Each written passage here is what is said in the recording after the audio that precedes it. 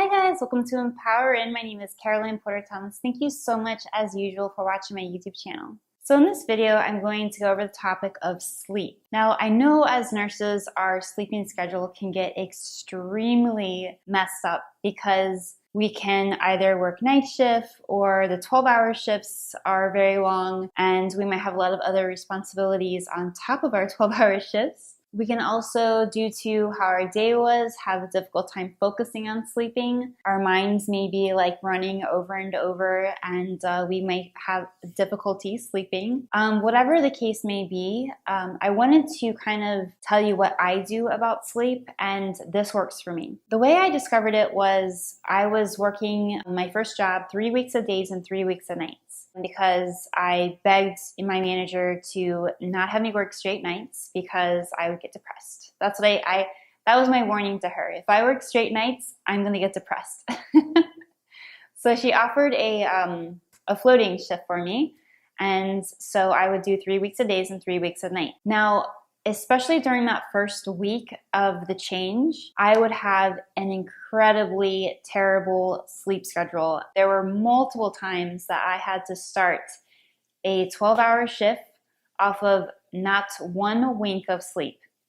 And I used to get so stressed out about it. And then one day I was talking to my mom, who is the wisest woman I know, one of them.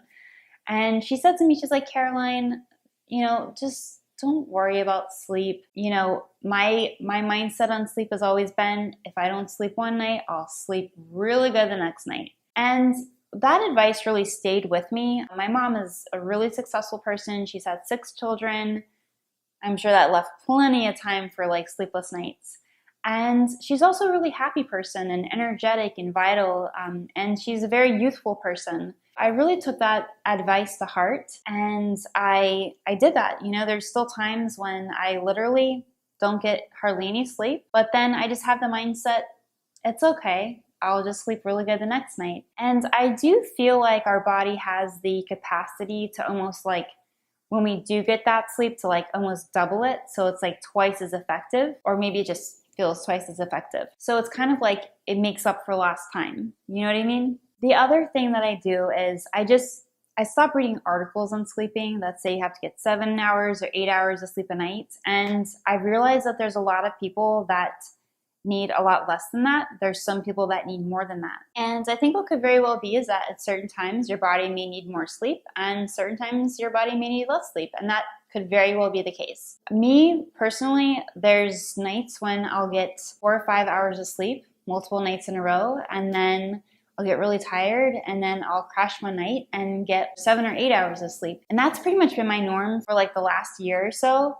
or maybe longer than that, maybe like 2 or 3 years. So I'll have like multiple nights where I get like almost no sleep, and then nights when I catch up. And what I've noticed though is that what gives me the most powerful and relaxing sleep is knowing that everything's done before I went to bed. So for me, it's more important to like finish everything that I know needs to be done than it is to actually sleep. Because if I don't finish everything, then for some reason my sleeping isn't as soundful or relaxed, and I wake up in this like frenzy. And so that's what's been helping me. So a while ago I read an article that said that it was more important to not take anything for sleep as far as medications, and it's better for you to just get less sleep than it would be to take the medications for sleep. So I don't take anything for sleep. I still sometimes get 4 hours, 5 hours, and then that night that I crash and I get 7 to 8 hours always feels really good. And that's pretty much been my norm for a while. It probably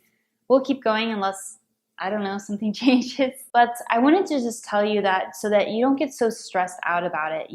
Like a lot of people are like, oh my gosh, I'm not getting 7 hours, I'm not getting 8 hours, I'm not getting 6 hours.